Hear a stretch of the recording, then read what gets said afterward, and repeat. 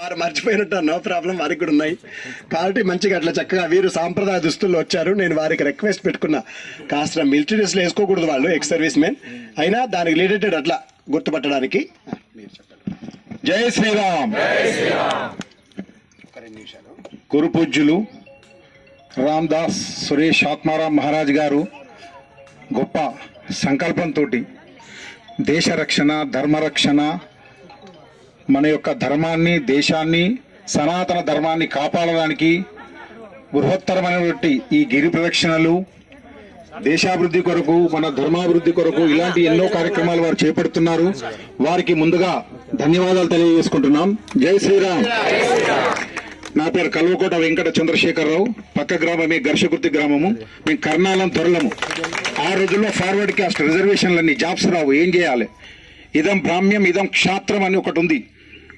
పరశురాముడు చెప్పిండు, జననీ జన్మభూమిచ్చ స్వర్గాదపి గరీయసి. కన్న తల్లిని మర్చిపోతారు ఈ రోజుల్లో, వృద్ధాశ్రమాల్లో చేస్తారు. వారంతా కవర్ చేశారు ఆర్మీ గురించి. సమాజ పరంగా ఏమి మిగిలి ఉన్నాయి అవి నేను కవర్ చేస్తా. తల్లిదండ్రులను మర్చిపోతుర్రు.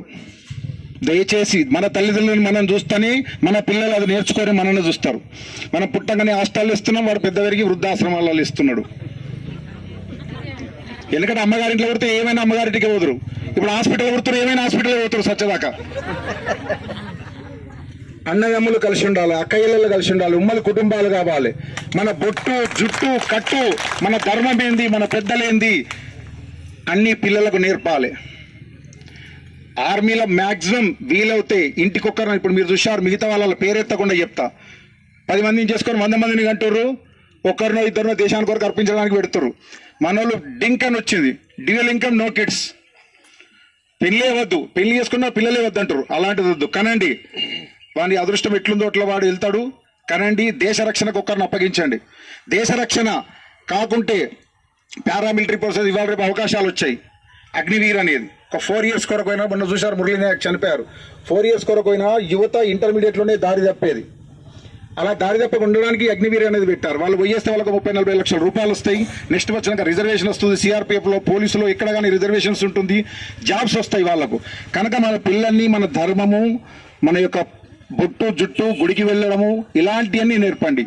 నేర్పి వాళ్ళను దేశం కోసం, ధర్మం కోసం కనీసం ఎక్కడేం చేయాలి, మనం ఉన్న జాగాలో ఏ పరిధిలో ఎక్కడున్నా మన గ్రామం కోసమైనా వాళ్ళను మంచి పనులకు ప్రోత్సహించండి. నేను 1984లో ఆర్మీలో వెళ్ళాను. 2004లో రిటైర్డ్ అయినా. 2004లో NSG black cat commando winner వాచ్ ఎన్ఏజీ 3 ఏళ్ళు చేశాను, 92 నుంచి 95 వరకు.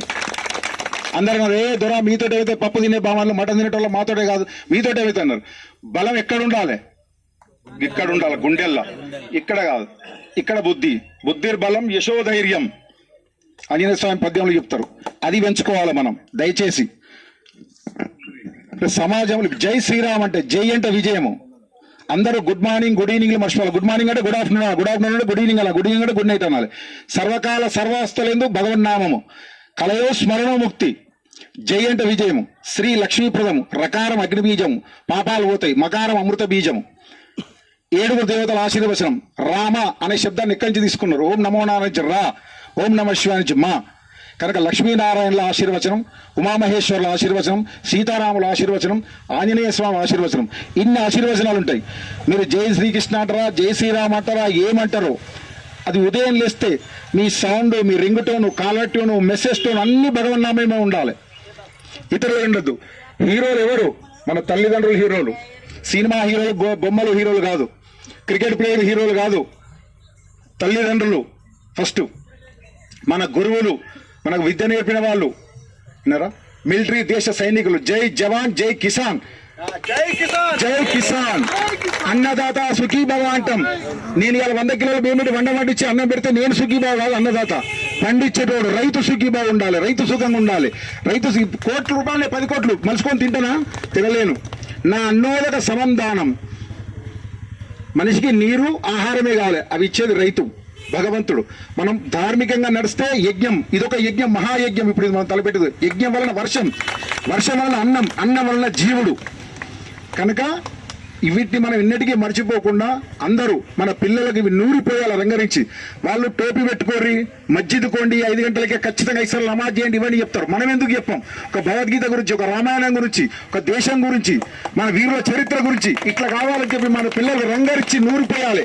అది మెయిన్గా తల్లుల డ్యూటే. తల్లే పెద్ద గురువు, తల్లిని మించిన దేవుడు లేడు, తల్లే సర్వం. తల్లులు తండ్రులు మెయిన్ గా ఇటువంటి అన్ని చేసి మన దేశాభివృద్ధికి మన పిల్లల్ని ఖచ్చితంగా తయారు చేయాలి. ధర్మానికి, దేశాభివృద్ధికి ఖచ్చితంగా తయారు చేయాలి. నాకు కోరిక. జై శ్రీరామ్.